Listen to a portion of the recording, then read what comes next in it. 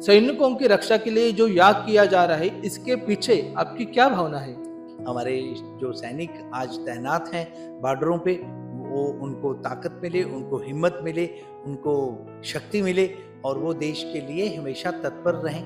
वो नौजवान शहीद हो गए हैं, उनके नाम से अति विष्णु महायज्ञ कर रहे हैं हम लोग यहाँ पे इस हवन कुंड में। तो 108 हवन कुंड बनाए हुए हैं इस महाकुंभ नगरी में।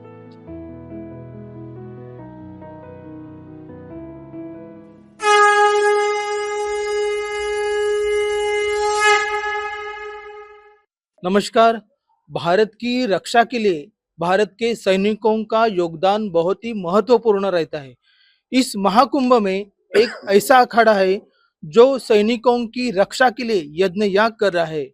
नमस्कार, हमारे साथ है बालक जी, योगेश्वर जी महाराज, जो दिगंबर अखाड़े के हैं। महाराज नमस्कार। नमस्कार। आपके द्वारा सैनिकों की रक्षा के लिए जो याग किया जा रहा है, इसके पीछे आपकी क्या भावना है?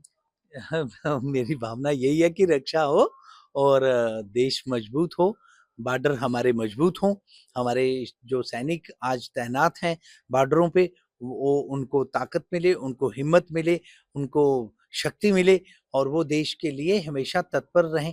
और जो भारत की रक्षा करते हुए वो नौजवान शहीद हो गए हैं, उनके नाम से अति विष्णु महायज्ञ कर रहे हैं हम लोग यहाँ पे और यज्ञशाला बनाई हुई है।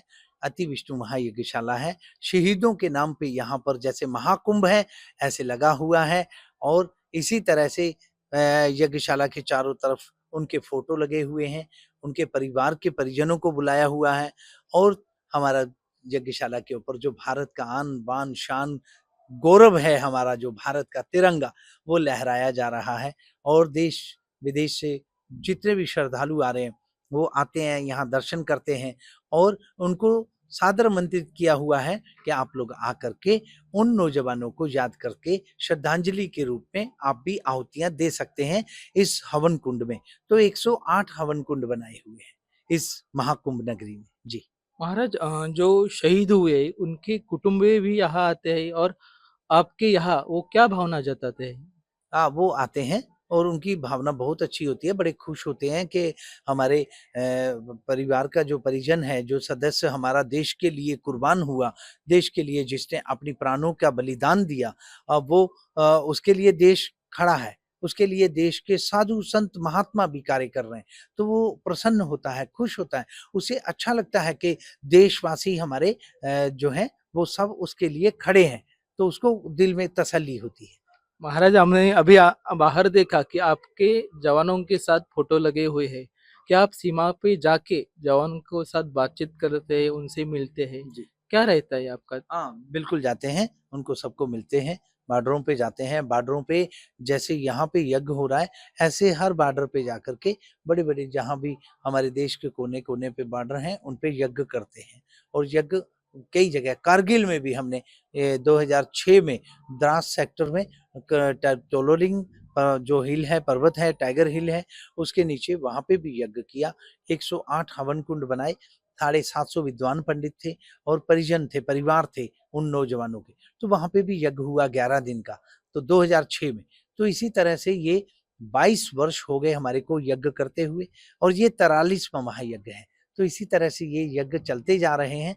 उन वीर सपूतों के नाम हम लोग श्रद्धांजलि दे रहे हैं। महाराज, ये बहुत ही अनोखा उपक्रम है। महाराज, कुछ संतों ने भारत हिंदू राष्ट्र हो ऐसी मांग की है। जगह जगह महाकुंभ में इसके फलक भी लगाए हुए हैं। आपकी क्या भावना है कि भारत हिंदू राष्ट्र होना चाहिए? मेरी क्या, सबकी है। मैं क्या ऐसे बोल सकता हूँ, ये तो सबकी है और साधु संत महात्मा क्या सारा भारतवासी चाहते हैं। हिंदू राष्ट्र होने से किसी का नुकसान नहीं है।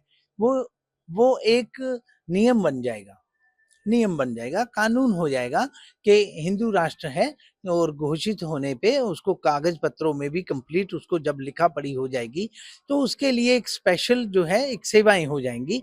उसके लिए कुछ ना कुछ ऐसे रूल होंगे कि क्या हम हिंदू राष्ट्र के बनने के बाद करते हैं, तो वो एक विशेष चीजें होंगी जो वास्तव में हिंदुओं के लिए। आप भी जानते हैं कि हिंदुओं के लिए और कोई कोई देश नहीं है, आप सब जानते हैं। हिंदुओं के लिए सिर्फ हिंदुस्तान ही है और कोई नहीं है। तो इसमें इस प्रकार से चारों तरफ से अगर इसको और कमजोर करते करते करते कर देंगे तो हिंदू तो खत्म हो जाएंगे, खाली कथाएं रह जाएंगी। तो हिंदुस्तान की ऐसी दशा जो है, ये अगर कोई साधु संत महात्मा हमारे जो हैं या फिर कोई और हिंदुस्तान के जितने भी निवासी हैं, श्रद्धालु हैं, या आप भक्ति भाव से अपने आप को मजबूत करके जो कोई बोल रहे हैं सभी, तो उसमें कोई बुरा नहीं है, वो सही चीज बोल रहे हैं कि हमारा हिंदुस्तान था, है और रहेगा, तो हिंदू राष्ट्र घोषित करने में क्या तकलीफ है। महाराज, संतों द्वारा जो अलग अलग मांग की जाए उसमें से एक महत्वपूर्ण ये मांग है कि जो वक्फ कानून है वो निरस्त किया जाए। आप इसके बारे में क्या बोल सकते हैं?